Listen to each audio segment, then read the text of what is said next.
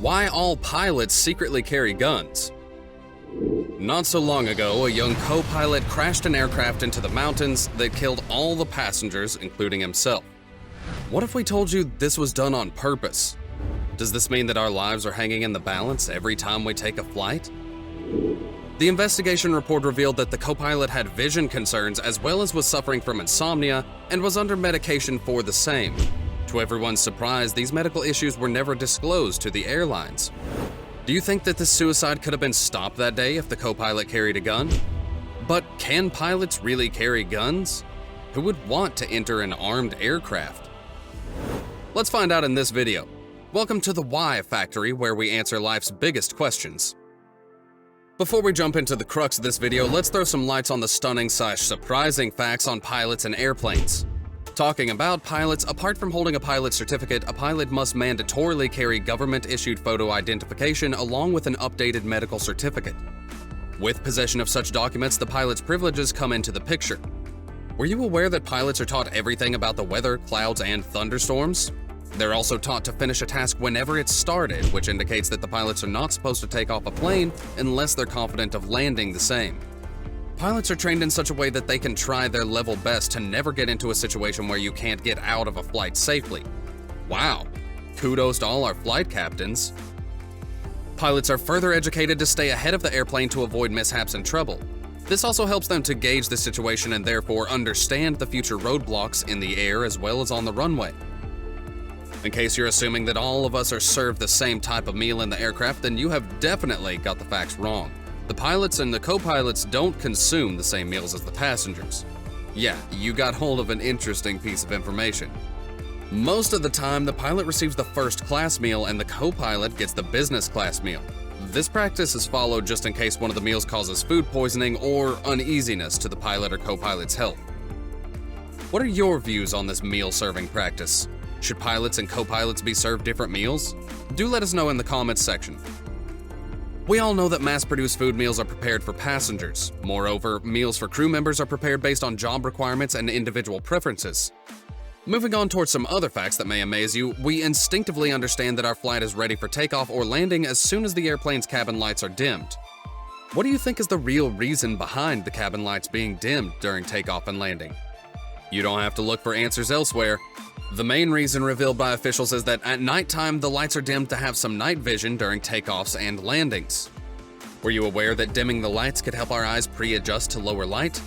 Hence, in case of sudden evacuation, one can safely exit the flight with lower light conditions. Also to let you know that emergency lighting and illuminated pathways are more visible in dimmer lights. On the other hand, during the day, dimming the lights helps to conserve some engine power as the aircraft hurtles towards flight. Who knew that lighting within the aircraft played a huge impact in the safety of the passengers and the flight? Enlightening our viewers further, the oxygen masks in an airplane only hold oxygen to last approximately 15 minutes. We know you're wondering whether 15 minutes is enough to save our lives from a dangerous disaster. To bring out the fact, a period of 15 minutes is sufficient enough for the plane to reach an altitude to have enough air for the passengers to breathe without supplemental oxygen. What if we tell you that there's more to the science of flying an aircraft than nobody knows? You'll be amazed to know that nobody has a one-liner explanation as to why aerodynamic lift occurs. If you have that one-liner explanation, do let us know in the comments section that how do planes stay in the air for long? What is the special engineering mantra used? We're sure that we may not be able to reach a consensus on this subject till the end of this video. While some pilots are known to be taking a nap in the cockpit, others are known to downplay problems such as zero visibility in the air or encountering technical issues.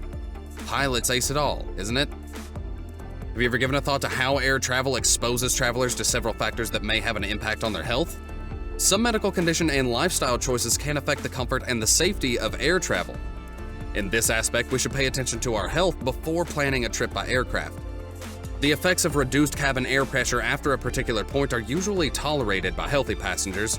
Also, another good reason to be happy about flying is that harmful effects of the ozone and cosmic rays are not felt.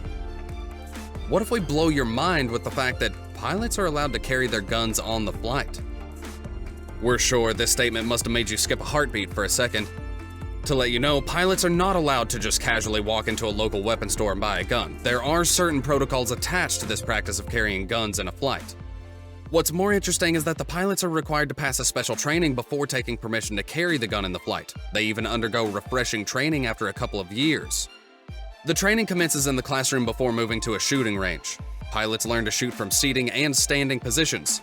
They're also prepared for hijackers attempting to steal their guns. The pilots also understand and learn the rules for storing the guns with them inside the flight. It's affirmed that there is a strict protocol in place concerning the standardization of the process of training, concealment, and utilization. The pilots of an aircraft are duly trained to shoot hijackers. What's quite fascinating is that pilots hide the guns in a hip holster while they're inside the cockpit. For security reasons, the names of armed pilots are not disclosed. The craziest hijacks have occurred in the past, with the saddest day of 9/11 to remember. Air marshals and armed pilots play a role of a vital impediment for terrorists who think of creating another scenario of another 9/11 hijacking. A thing to note is that air marshals, who are the best shooters, make split-second decisions. Moreover, they fly in some particular planes to prevent hijacks. Though this practice grants a blanket of security, certain lawmakers raised objections to the requirements of such training programs and the need of carrying arms inside the flight. Such objections have come into the picture due to two reasons. Firstly, air marshals cannot be present in every flight. Secondly, no such incident of terrorism was witnessed in the flights for a long period. What are your views on boarding a flight with an errant cockpit? Will you feel safe in the aircraft during your entire travel time? Drop in your thoughts in the comments section below. Were you aware that pilots and crew members have codes to communicate in case of a threat witnessed in the plane? Such communication signals are kept in secrecy, and the codes are different from airline to airline. The pilot is expected to hit a certain number on the transponder next to him or her, which accordingly alerts the air traffic control. Necessary actions are then taken by the respective agencies to tackle the issue.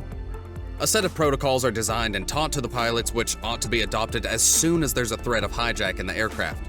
There are certain hijacking survival guidelines to be followed by all the pilots in the world. Post the 9/11 debacle, there were certain modifications made to the security of cockpit doors to make hijackings tougher.